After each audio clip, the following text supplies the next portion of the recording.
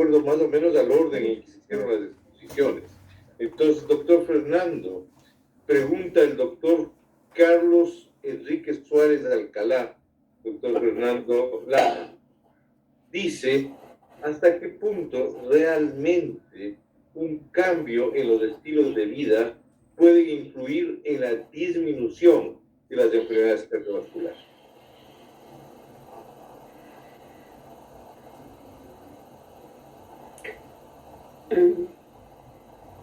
Sí,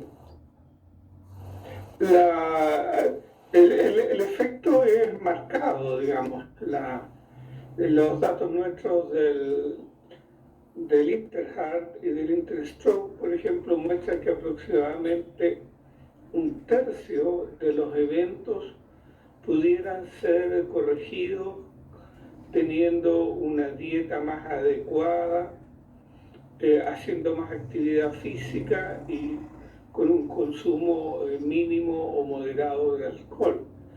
Si tú le agregas el efecto de la suspensión del tabaco, tú agregas un 30 o un 40% de reducción de mortalidad en términos porcentuales de infarto y algo menos de accidente vascular cerebral, sobre todo isquémico. Así que el impacto del cambio de estilo de vida es muy alto. El problema es que es difícil lograrlo. Y en eso nuestra formación es muy orientada a dar la tableta y tenemos pocas capacidades de influir en los estilos de vida.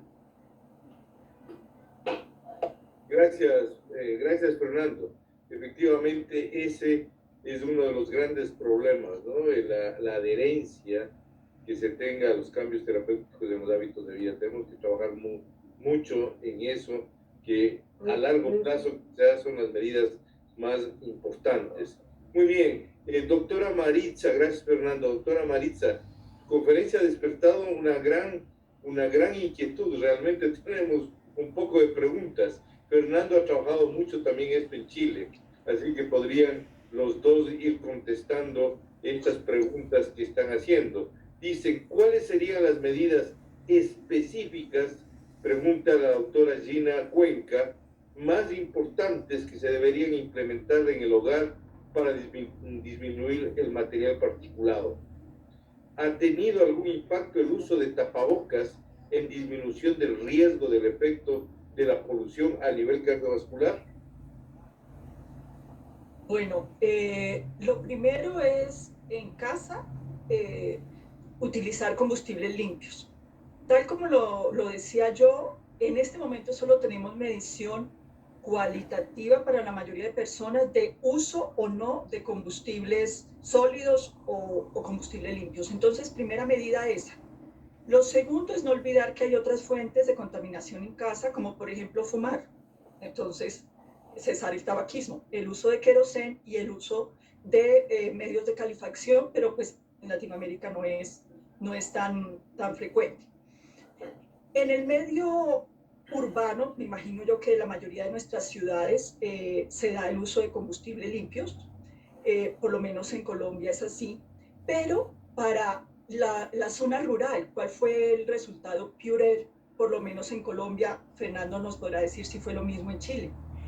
En el campo, el hecho de que al menos una comida se hiciera con un combustible limpio tuvo la capacidad de disminuir la cantidad de material particulado en un 50%. Y es esa la gráfica que mostré respecto al descenso o al ascenso en la medida en que se utilizaban combustibles sólidos desde los limpios. En cuanto al impacto del uso de lo que ha sido este año para nosotros en enfermedad cardiovascular, tendremos que esperar el siguiente reporte en 2 años, doctora Gina. Entonces, estemos muy pendientes, pero considero que seguramente va a ser así en los eventos cardiovasculares asociados a polución, porque entonces también tenemos los eventos cardiovasculares asociados a la infección por COVID. No sé, Fernando, si quieras comentar algo. No, yo coincido bastante contigo. La importancia de ventilar es importante para disminuir la contaminación intradomiciliaria. Por supuesto, aunque resulta casi obvio, evitar el uso de fuego abierto, digamos, que en algunas partes de Chile, en zonas rurales, todavía se usa para cocinar o para calefaccionar. Y como decía Maritza, el uso de combustibles más adecuado. Sobre el impacto de la mascarilla y el COVID va a ser muy difícil saber, yo creo. Eh, Sospecho que el tamaño del material particulado es bastante más pequeño que el de un virus, así que es probable que las mascarillas que usamos no nos protejan realmente de la contaminación. Y los datos van a estar muy confundidos entre el dato duro, que es mortalidad por causa respiratoria, por la mortalidad que la gente que tiene enfermedad respiratoria está sufriendo por COVID. Así que es una pregunta muy interesante, pero en realidad tengo dudas que seamos capaces de responderla. Gracias, Fernando. Ahondando un poco en esto, me parece muy interesante la pregunta que hace el doctor Alberto Barón Castañeda. Él dice, bueno, en grandes metrópolis como Bogotá, México, todo, tú vas a tener diferente influencia de la polución del medio ambiente por localidades. Es decir, hay localidades que están más expuestas a polución y por tanto a mayor riesgo cardiovascular. Sin lugar a dudas. Sin lugar a dudas, tenemos observatorios que nos permiten conocer calidad de aire por sectores. Eso es algo que tenemos, por ejemplo, identificado en Bogotá, en las grandes ciudades de Colombia, y nosotros podríamos aconsejar, conociendo eso, aconsejar a nuestro paciente. También sabemos, por ejemplo, en Bogotá, no sé cómo será en otras ciudades, que hay sectores de actividad industrial y uno desde ese conocimiento puede enfocar un consejo para los pacientes. Fernando. Ahora, perdóname un segundo. Ahora bien, es tan difícil este tema porque si bien se produce en un sitio la contaminación, vienen las condiciones meteorológicas, ¿cierto? Entonces viene el viento que arrastra el material particulado. Es un tema supremamente difícil. Pero en la medida en que nos hagamos conscientes de este tema, me imagino que estaremos vigilando la calidad del aire en tiempo real para tomar nuestras decisiones. Muchas gracias.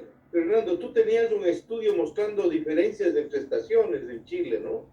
Sí, bueno, lo que pasa es que en Chile, sobre todo en el sur de Chile, no en Santiago, se usa mucho la leña para calefaccionar en invierno.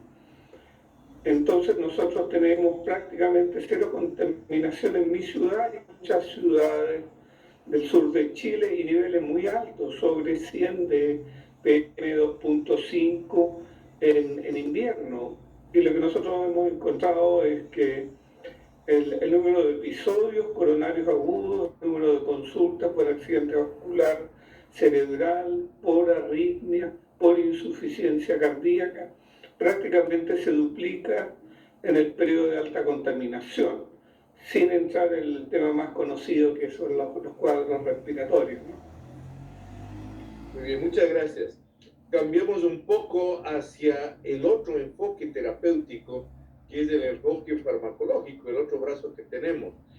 Pregunta el doctor Gabriel Robledo Kaiser, muchas gracias, Gabriel.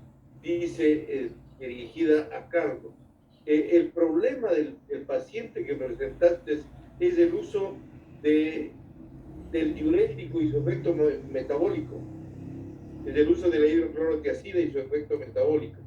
¿Qué opinas?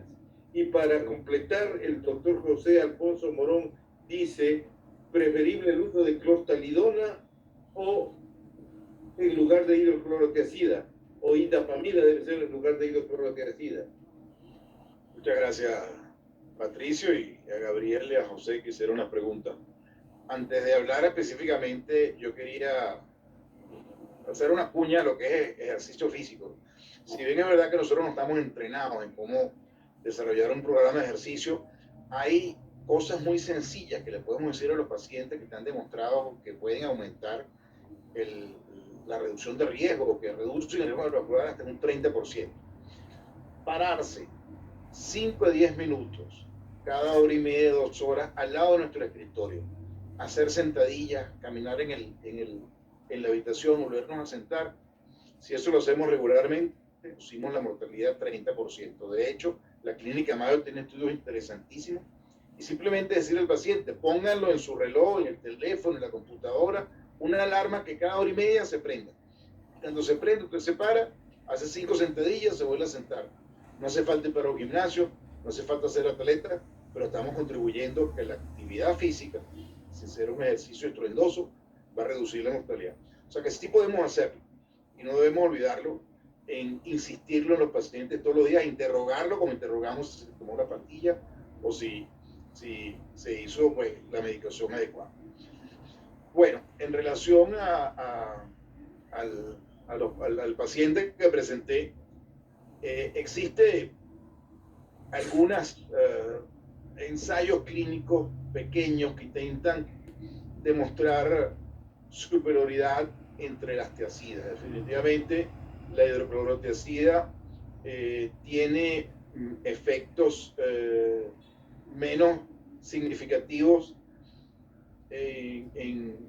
más importantes en triglicéridos, en glicemia y en electrolitos, cuando se compara con clortalidona, más que clortalidona tiene una mayor acción en 24 horas. No existe, eso sí, yo creo que tenemos que ser muy sinceros, un estudio cabeza a cabeza con suficiente poder estadístico y con un diseño experimental donde haya una adecuada randomización y un control doble ciego que diga que utilizar uno u otro mejora el riesgo cardiovascular. Pero desde el punto de vista metabólico, sin lugar a duda, clortalidona tiene ventaja sobre hidroclorotiazida. Y eventualmente, cuando se disponga de una combinación fija con un IECARA-2 y clortalidona, posiblemente debe ser preferible utilizar la hidroclorotiazida por esa ventaja metabólica. No tengo, insisto, ninguna data suficientemente fuerte para decir que eso va a mejorar el riesgo, pero tiene la ventaja teórica de un mejor perfil metabólico, sin lugar a dudas. Muchas gracias. Un solo comentario a propósito de lo de ejercicio, Carlos. Entonces tú estarías a favor del ejercicio isométrico y te hacen una pregunta, doctora Maritza. ¿Tú recomiendas hacer ejercicio al aire libre en ciudades tan contaminadas como la de Bogotá? Bueno, es que hay sectores que tienen mejor calidad del aire. O sea, entra de todas maneras las personas que están, el ejercicio como una manera de tener una vida más saludable y que le previene a uno el riesgo de tener los efectos de la contaminación. Ahora bien, si va a ser el aire libre, se elige el sector en donde se hace. Miren que una de las medidas de mitigación es alejarse de esas zonas en donde hay, por ejemplo, alta afluencia de transporte público. Para una misma ruta uno puede tomar una vía paralela que le disminuiría la cantidad de exposición. Tenemos que vivir, es la realidad que tenemos, ¿no? Pero yo creo que al fin y al cabo, Maritza, es mucho más saludable hacer ejercicio, así sea en el centro de Bogotá, que no hacer. Creo que el ejercicio es una vacuna, la mejor vacuna que existe contra la enfermedad cardiovascular es el ejercicio y una vida activa. De hecho, es tan importante además, la actividad que caminar más de 10.000 pasos al día en una persona sedentaria es más importante que hacer ejercicio en un gimnasio 30 minutos 5 veces a la semana. Además, es antioxidante. Así es. Marisa, ¿puedo complementar algo? Claro. Es muy cierto lo que tú dices sobre escoger bien el área. Para los que son fanáticos de la tecnología o que les gusta Google, pueden buscar ICA, Índice de Calidad del Aire en tiempo real, y les saca por la georreferenciación de su celular cuánto es el PM2.5 en su área en la mayor parte de las ciudades metropolitanas. Los gobiernos lo reportan y uno dice, no salgo ahora, salgo más tarde, voy a tal lugar. Eso es así. Perfecto. Gracias, Carlos. No conozco ese dato, Carlos. Gracias. Muy bien. Dos preguntas adicionales, Carlos, de José Andrés Octavio, tu buen amigo, que te manda saludos, ¿cierto? Nuestro buen amigo, hace ratos que no le veo. Presidente actual de la Sociedad Venezolana. Terapia combinada. Has dicho preferible IECAS o ARAS con diurético, tiacídico light o con calcio, bloqueadores de canales de calcio. ¿Y qué de beta bloqueadores? Sí, bueno, fíjate, Andrés es un defensor a ultranza de los betabloqueantes. Yo creo que los betabloqueantes, de hecho, en nuestras guías de LASH y nuestras guías de SIAC, siempre hemos mantenido los betabloqueantes como una opción dentro de los 4 grupos de medicamentos. Hay pacientes en los cuales se evidencia un tono adrenérgico aumentado por una frecuencia cardíaca basal superior a 80, que muy posiblemente se van a beneficiar de betabloqueantes.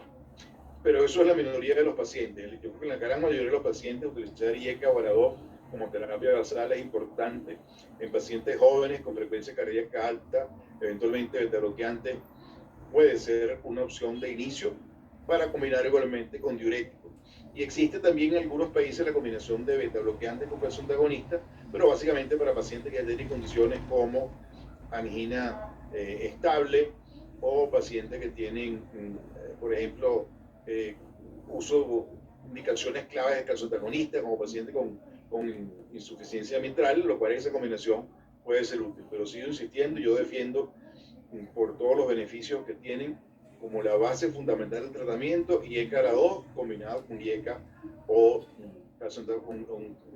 calcioantagonistas o diuréticos, y en poblaciones especiales los betabloqueantes siguen teniendo una clara indicación. Bueno, intentando resumir las múltiples preguntas, esto va para Carlos Olimpo y para Carlos Ponte. Terapia combinada de entrada, tanto para hipertensión como para dislipidemia, a dosis fija. ¿Indicación o no indicación? ¿Comenzamos con monoterapia y seguimos escalando o iniciamos directo con terapia combinada, tanto para el manejo de la hipertensión como para el manejo de la dislipidemia? Bueno, adelante. yo soy un defensor de llegar a las metas. Y todo va a depender de la diferencia que nosotros necesitemos. En Latinoamérica, cuando tengamos un paciente que además de tener colesterol alto, de entrada tiene triglicéridos muy altos, en los cuales si es bien que las estatinas van a, por disminuir todas las lipoproteínas que tienen ApoB, van a mejorar las partículas ricas en triglicéridos, pues hay pacientes en los cuales esos triglicéridos son tan elevados o tienen una diferencia tan importante con un remanente, en los cuales posiblemente empezar de inicio con una estatina y un fibrato puede ser interesante, pero son la mayoría de los pacientes. Siempre debemos empezar con estatina, es mi opinión, que así está en las 2 guías latinoamericanas en las cuales hemos estado involucrados, y luego de un periodo prudencial, evaluar cómo se haya logrado no solamente la meta de colesterol, sino siempre voltear a ver colesterol no LDL, y en ese caso utilizar la terapia de combinación, lo cual el fibrato posiblemente es una combinación bien interesante. Y yo en hipertensión creo que eso está clarísimo, debemos empezar la gran mayoría de los pacientes con terapia combinada. Creo que Carlos, que también he disfrutado enormemente de su conferencia, quería escuchar tu opinión en este sentido. Gracias. Depende del riesgo. Si el paciente es de alto, muy alto riesgo, ya tuvo un evento cardiovascular, o tiene diabetes y un evento, o tiene hipercolesterolemia familiar y un evento, hay que ser supremamente estrictos con la meta de LDL y de no HDL, y si el paciente está fuera de metas, terapia combinada, estatina fibrato desde el inicio. Si el paciente es de riesgo intermedio o alto, tiene el LDL fuera de meta, únicamente estatina. Tiene LDL y no HDL fuera de meta, le podemos dar un compás de espera en un control, 3 meses, e intentar con cambios terapéuticos en el estilo de vida bajar los triglicéridos. Los triglicéridos responden un poco más a dieta y ejercicio de lo que responde el LDL. Si a la vuelta de ese tiempo el paciente no responde, digamos, no tiene el racional para añadir el fibrato, pero la combinación de entrada o no de entrada depende del riesgo del paciente. Yo creo que tenemos que entender que en diabetes, en hipertensión, en dislipidemia, las combinaciones de entrada en muchos pacientes van a ser necesarias. La combinación, por ejemplo, igual, si la diferencia de LDL es muy alta, la combinación de una estatina, una ezetimibe de entrada debe ser utilizada, por ejemplo. Entonces depende del riesgo y de la diferencia que nosotros querramos alcanzar de colesterol LDL y de colesterol no HDL. Muy bien. El doctor Iván Escobar pregunta para todos. Es importante resaltar los cambios terapéuticos de los estilos de vida para reducción de presión arterial. Mi experiencia personal, un estimado amigo y endocrinólogo como es Iván Darío Escobar, mi experiencia personal es que al bajar 10 kilogramos de peso, de 80 a 70, tuve que suspender los 2 antihipertensivos que tomaba y actualmente conservo los menos 10 kilos y mantengo una presión arterial normal. Absolutamente. Yo creo que si algo hemos aprendido de la cirugía bariátrica es que los pacientes dejan de tomar medicamentos y la hipertensión es muy sensible a la baja de peso. Son hipertensos que no necesitan tratamiento porque vuelven a subir de peso y otra vez lo necesitan. Eso hay que insistírselo al paciente. Cirugía bariátrica. ¿Qué dice Fernando? Sí, bueno, la relación entre peso, presión y nivel de glicemia es muy marcada.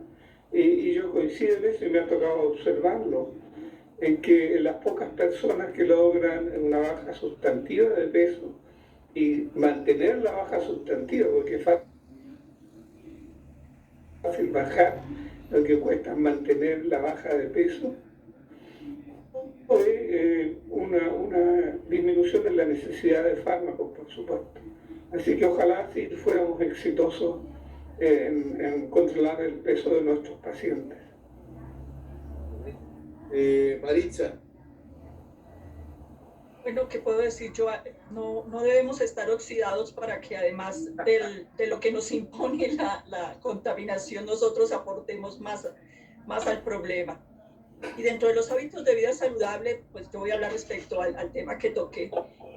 Esos riesgos que impone la contaminación se asocian más con las personas pobres, con pobres ingresos, porque tienen una dieta oxidantes. Entonces, claro que los hábitos de vida saludables sirven en este sentido también.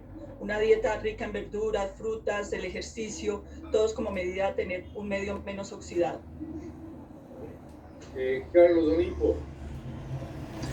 Bueno, sí, realmente yo creo que incluso el término de síndrome metabólico es una especie de eufemismo que nos hemos inventado para estar gordos, para subir de peso.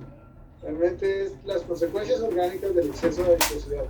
Y desde luego bajar de peso, por el mecanismo que sea, con ejercicio, con dieta, con cirugía, impacta tensión, impacta lípidos, impacta glucemia, impacta apnea del sueño, impacta osteoartritis, impacta fertilidad, impacta 30 cosas diferentes, el ánimo, la calidad del sueño, la libido, 30.000 cosas que incluso escapan al netamente metabólico. Entonces, si uno pudiera, si un genio le dijera, arrégleme una cosa, yo diría el peso. Y con eso seguramente muchos de nosotros van a hacer eso. Pero es muy difícil mantener eso. Vemos desde el punto real. Aquí les habla un experto en síndrome metabólico.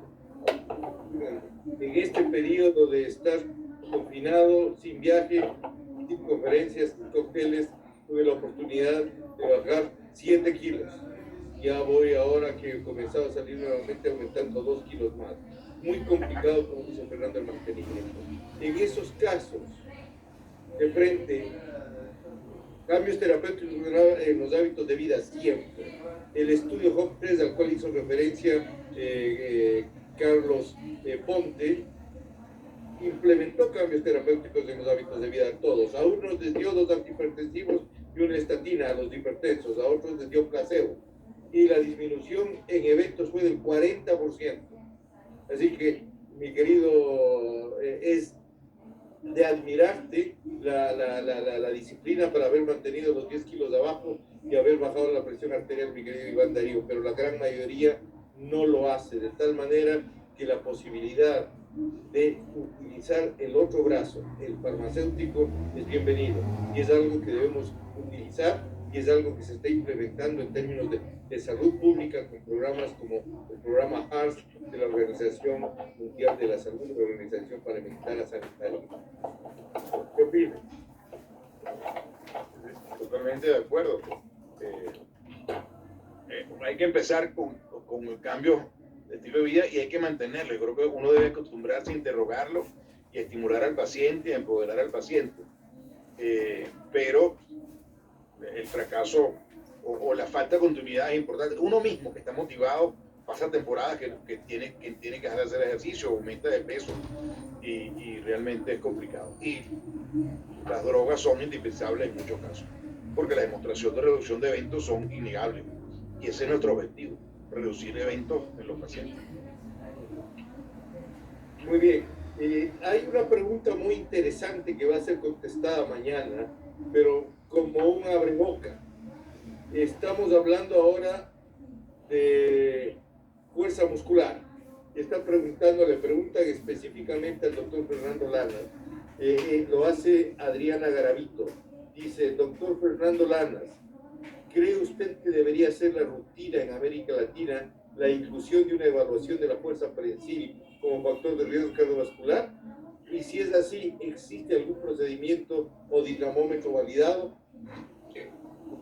Fernando, vamos más bien para el otro concepto, antes de contestar eso que lo va a hacer mañana Osiris.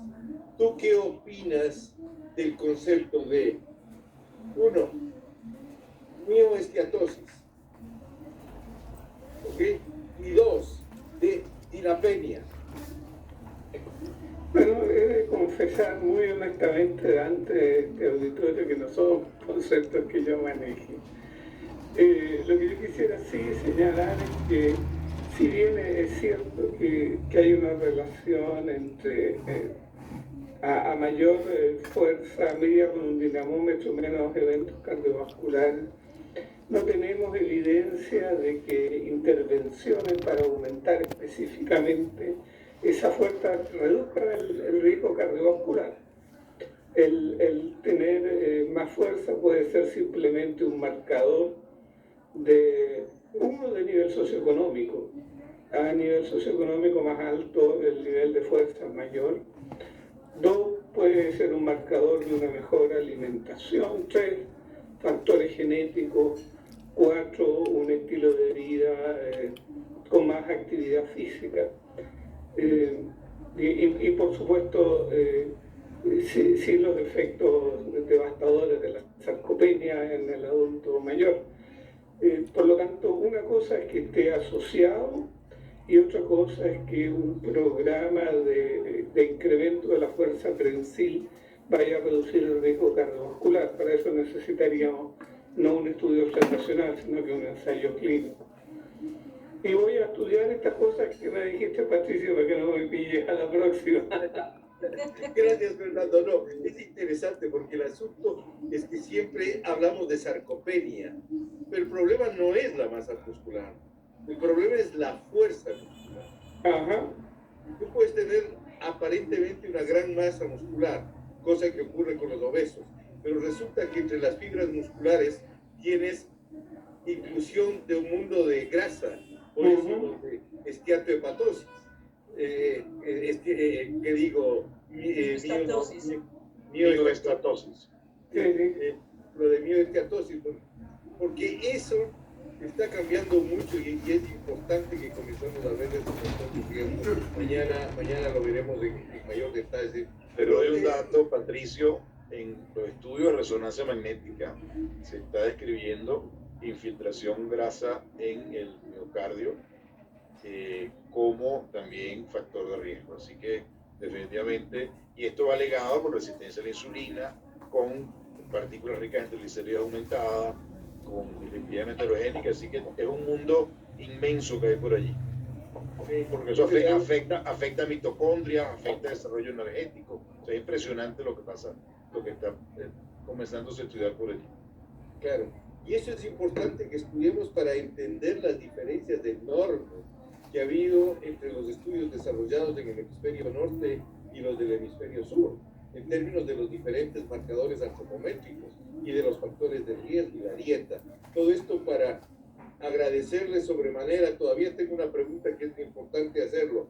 Carlos Olimpo me dicen, ¿qué de las estatinas y la pérdida de la memoria? De todas las múltiples cosas que se le han achacado a las estatinas, de incremento en el riesgo de suicidio, de incremento en mortalidad por accidentes, de aumento del deterioro cognitivo, todas se han, digamos, refutado con evidencia abundante, excepto 2 muy pequeñas. La primera, un riesgo incrementado de diabetes del orden de un nuevo caso por cada 10.000 a 12.000 pacientes, que es absolutamente despreciable frente al beneficio que ofrece en el riesgo cardiovascular. Y el otro, que es objeto de muchos estudios, que parece que en algunos pacientes incrementa ligeramente el riesgo de ACV hemorrágico.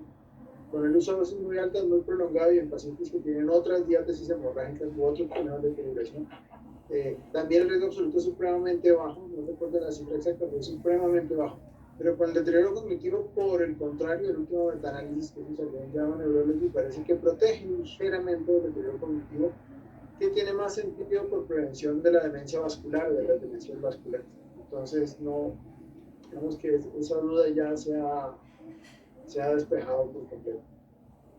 Cuando me preguntan eso, yo digo, no me acuerdo de ningún estudio que haya demostrado pérdida de la memoria. Y yo tomo estatina. Pero toma, Sí, yo tomo estatina. Pero se me olvida tomarla.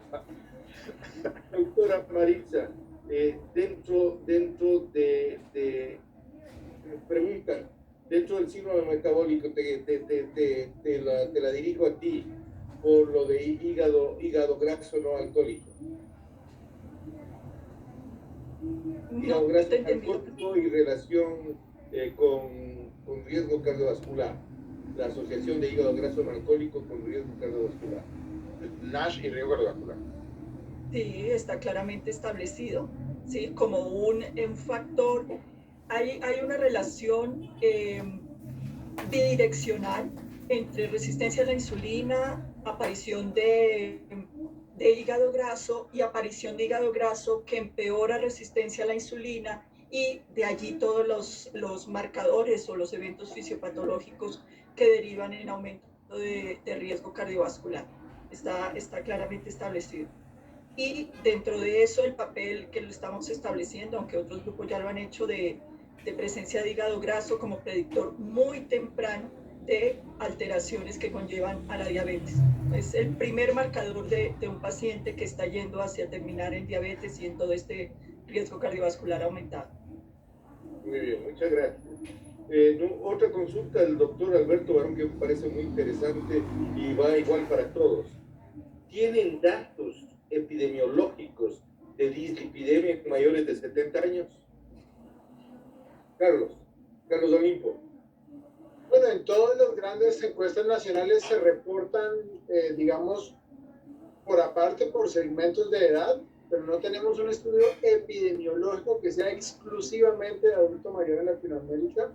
Tenemos un estudio de intervención, que fue el estudio Prosper, que fue con pravastatina hace ya una buena cantidad de años, en donde el criterio de inclusión era riesgo cardiovascular y edad mayor a 70 años. Y pravastatina, que si bien la recuerdan, era de las menos eficaces de las estatinas, a pesar de eso alcanzó a producir un descenso importante en eventos cardiovasculares mayores del orden del 15%, incluso en pacientes de edad avanzada. Entonces, el mensaje sí es, en esos pacientes todavía vale la pena detectar y tratar oportunamente el diabetes. Patricio, en el Interheart, la dislipidemia fue el causante de la mitad de los infartos del miocardio, como lo dijo el subdividible poblacional.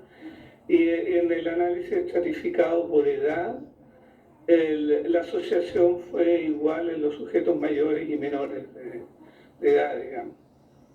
Así que probablemente el efecto sigue presente. Lo que pasa, claro, cuando tú tienes una población que promedia los 75 años, es muy difícil demostrar que alguna va a prolongar la vida. Sí, señor. ¿Algún otro comentario? Si no, vamos a ir pensando. Todavía tengo más de 40 preguntas ahí. He intentado, en último término, perdón para aquellos que han mandado las preguntas y que no hemos podido hacer eso. Una general que es tremendamente importante. Dice Keila Jiménez. Buenas noches. ¿Qué score de riesgo cardiovascular se adaptaría mejor para Latinoamérica? Comencemos con Fernando. Bueno, la verdad es que no sabemos. Tenemos que confesar nuestro pecado de no tener cortes suficientemente grandes en el tiempo. Ahora tenemos el PURE, así que probablemente podríamos generarlo en un plazo breve, dar una respuesta local. Si tú no tienes datos locales de factores de riesgo y de tasa de eventos, es muy difícil. Todos los scores de riesgo usan cohortes para hacer, en el lugar donde son generados, digamos, en Europa, en Estados Unidos o en otras regiones desarrolladas del mundo. Entonces, claro, lo que se hace es alguna forma de adaptación a la ecuación de Framingham y se trata de validarlo localmente. Así que para vergüenza nuestra no tenemos una escala validada. En Chile usamos una escala de Framingham adaptada por un grupo de investigadores chilenos y parece funcionar razonablemente bien. ¿Y el score Interhard, Fernando? Es muy complejo, yo creo que es un muy buen score para investigación, pero tú tienes que tener una historia muy detallada y es difícil de aplicar en realidad. Una vez me tocó hablar de esto y le pregunté a mis colegas de América Latina qué score usaban, ¿no? Y la mejor respuesta fue la de Álvaro de Zoom. En Brasil dijo, no, aquí no usan ninguno. El score tiene que ser muy simple, porque hay que usarlo en medio de una consulta médica que habitualmente tiene mucha presión de tiempo. Entonces el score del Interhard yo creo que es bueno para investigación, pero es muy difícil usarlo en el día a día. Vamos para la cosa práctica en términos de una consulta que ha de hacerse en 10 minutos.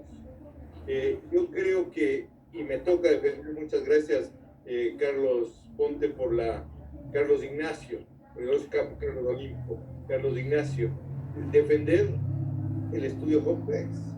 En el estudio HOPES la simplificación fue edad de riesgo factor de riesgo no modificable, listo. Individuos hombres mayores de 55, mujeres mayores de 60 años, más alguno de los factores que es factible medir. El 87% fue aumento en la relación cintura-cadera. Y en estos individuos sin eventos cardiovasculares, a los cuales se implementó a todos, a los que utilizaban dos antihipertensivos, que fueron, ya lo dijo Carlos, candesartán, hidroclorotiazida, más rosuvastatina a mitad de las dosis, ¿cierto? En estos individuos, con esta clasificación tan sencilla, edad más relación cintura-cadera, se obtuvo una disminución del 40% de eventos cardiovasculares con la administración de mitad de la dosis de dos antihipertensivos más una estatina. Así que el mensaje, ya para ir terminando, ya Germán me está alzando la mano, ¿cierto? Para ir terminando, el mensaje, sí, tenemos posibilidades de hacer cambios, claro.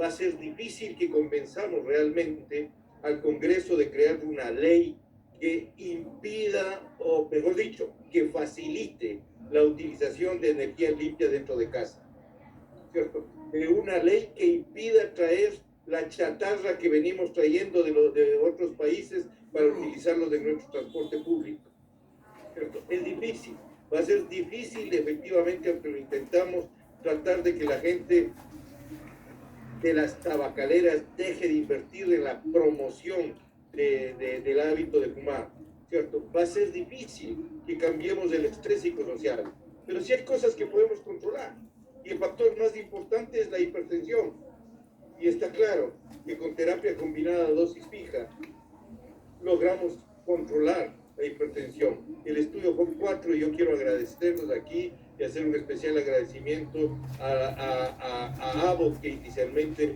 nos facilitó los medicamentos para llegar al estudio HOP4. Y el estudio HOP4, ¿qué fue? Tratamiento estandarizado, terapia combinada dosis fija, más una estatina, ¿cierto? Nosotros lo que vimos fue amlodipino con candesartán, mitad de la dosis, más rosuvastatina, mitad de la dosis.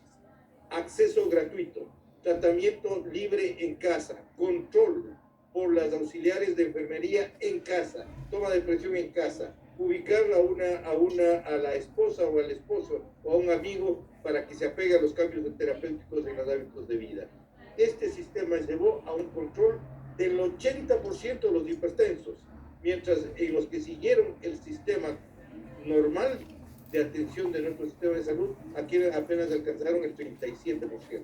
Es decir, si es posible, si es necesario, terapia estandarizada, simplificación, ¿cierto? Poder alcanzar esto. Yo les agradezco tremendamente a ustedes por la sesión que hemos tenido. Creo que ha sido de mucha practicidad y creo que abre las inquietudes para que nosotros podamos contribuir a esta prevención primaria. El interés del impacto climático en la parte cardiovascular, porque hasta ahora, si desde hace más de 40 años se venía indicando este factor que era fundamental,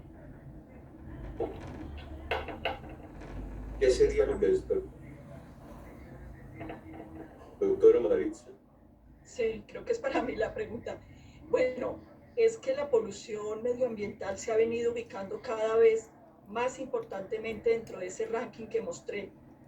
Y creería yo que ante la epidemia que cada vez es peor de la enfermedad cardiovascular, los médicos poco a poco hemos tratado de salir de ese aspecto simplemente fisiológico del ser humano a darnos cuenta que hay factores medioambientales que median. Cada vez la situación es peor, y tenemos que buscar una solución. Seguramente por eso estamos ampliando los horizontes del conocimiento, ¿no? Aunque estamos muy lejos de llegar, por ejemplo, a la educación en las facultades de medicina. Yo como profesora me planteo, no sé, Carlos Olimpo, creería que en los Andes están haciendo algo al respecto.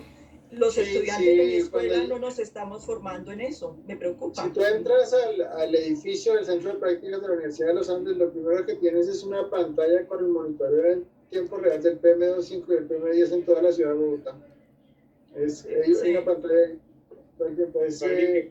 Y tenemos un grupo de gobernanza del aire y todo eso. Pues sí, es algo que viene. La moda existe también en medicina, hay cosas que se ponen de moda. Claro. Tristemente no lo estaba, pero ahora se le estaba prestando atención, afortunadamente. Sí, y es muy inteligente la pregunta. Entre tantas que se hicieron, se me pasó esta. Pero mira cómo es el asunto. En Europa lo solucionaron. Lo solucionaron con utilización de energía limpia. Se acabó la utilización de diésel en Europa. Están cada vez disminuyendo más la utilización para transporte masivo de combustibles derivados de hidratos de carbono, de fósiles. Simple. ¿Hace cuánto? Los primeros estudios europeos tienen eso, más de 30 años que mostraron efectivamente cómo aumentaba el riesgo no solo de problemas neoplásicos, de cáncer, sino también de enfermedades cardiovasculares, y tomaron una acción inmediata. En Estados Unidos, los primeros estudios mostrando se hicieron en Los Ángeles, ¿cierto? Viendo niños que vivían cerca de las autopistas, de niños que estaban más lejos de las autopistas, y viendo cómo iba el asunto de obesidad, resistencia a la insulina y diabetes. Así que eso sabemos. Desafortunadamente, siempre en nuestros países vamos tarde, mientras los otros países de Europa prácticamente lo resolvió, y por eso digo, mucha de la chatarra, en términos, ustedes saben todo el lío que se armó en Bogotá con la compra de los articulados, que eran articulados que ya en Europa no los permitían circular, acá sí vinieron. Y la última pregunta, doctor, creo que es una pregunta abierta, pero quisiera que el doctor Mendivil la respondiera primero porque fue parte de su presentación, es en la medición de LDL y colesterol no HDL como riesgo cardiovascular, ¿cuál de las dos, yo no creo que entren en conflicto, pero qué sugerencia da usted en torno, porque es que hay unos que preguntan que si LDL o colesterol no HDL, para seguimiento de factor de riesgo? ¿Ustedes qué opinión tienen en torno a eso? Yo digo que ambas, tiene que tener ambas. La meta primaria es el LDL y la segunda es el no HDL, que suma todas las otras lipoproteínas heterogénicas. El no HDL contiene el LDL, pero además tiene remanentes de kilomicrones, IDL, partículas parcialmente metabolizadas, tiene toda la lipoproteína que es capaz de penetrar el endotelio arterial. Entonces, primero LDL, segundo no HDL, podemos hacerlas ambas. El no HDL es muchísimo más fácil, pero me llamó la atención que los primeros que incorporaron ese cambio, digamos, a sus guías fueron los nefrólogos. Ya si uno ve la última versión del código, la meta que hay es una meta de no HDL. No es que no les importe el LDL, ya les digo, es desde luego fundamental. Pero no se trata de nada, es tomar el colesterol, restar el HDL, eso me da todo. Y si quiero ser un poco más específico, le resto la quinta parte de los triglicéridos y tengo el LDL. Tengo que conseguirlas ambas. Precisamente este es el mensaje central de mi conferencia, la idea es conseguirlas ambas. Sí, nosotros básicamente, ¿cuál es la historia? ¿Por qué LDL es la meta primaria? Porque es donde existe la mayor volumen y robustez de evidencia. Definitivamente hay una relación lineal muy directa entre reducción de LDL y reducción de eventos, y está clarito que por cada milimol de LDL reducimos un 20% la mortalidad cardiovascular. Eso no hay discusión y tiene que ser la meta primaria. Y básicamente todos los estudios con polipomiantes han sido basados en LDL. Pero hoy en día comprendemos, y en América Latina, insisto, eso es fundamental, así lo dejamos claro en nuestro primer consenso latinoamericano de la epidemia heterogénica, que yo creo que es uno de los pocos que existen en el mundo dedicados a esta patología, y así lo estamos expresando en un consenso que estamos a punto de finalizar algunos detalles para publicar sobre el riesgo residual. El colesterol no HDL tiene que ser la meta secundaria. Y de hecho nosotros en este consenso de riesgo residual, que estamos, insisto, terminando algunos detalles para publicar, ponemos, y esto es un concepto novedoso, que va muy de acuerdo con tu conferencia, por eso me gustó mucho, Carlos, porque efectivamente tú y yo tenemos mucha empatía en esta visión, que la meta tiene que ser la óptima reducción de todas las partículas portadoras de ApoB. Y ahí está LDL, no HDL, aprender a utilizar remanente, que es no HDL, el colesterol total menos HDL menos LDL. Esa meta integral de todas las partículas de ApoB, estamos realmente eliminando, por lo menos reduciendo en el plasma las partículas heterogéneas. De manera que no es ni una ni la otra, sino todas las que tenemos que bajar. Solo para permitirme, Germán, ahí está Fernando, que es uno de los doctores de Intercar. Como él dice, el 50% fue el problema de colesterol, pero se evaluó midiendo ApoB, ApoA1, la relación, que con facilidad uno puede medir colesterol no HDL, ¿no, Fernando? Sí, bueno, hay bastante evidencia epidemiológica que nos dirá apoproteínas es un mejor indicador de riesgo, ¿no? Y si bien en el Interheart también probamos con HDL y LDL, la relación entre uno y otro grado de asociación fue menor. Pero es una técnica más cara, es una técnica que está menos disponible. Y este es un problema tan masivo, Patricio, que yo creo que tenemos que ir por las cosas más simples, digamos, si no se hace inmanejable para los sistemas de salud. Muchas gracias. Muy bien. Doctor Patricio, ¿quería decir algo, doctor? ¿No? ¿Ya daste la palabra a vos? Siendo las 2:30.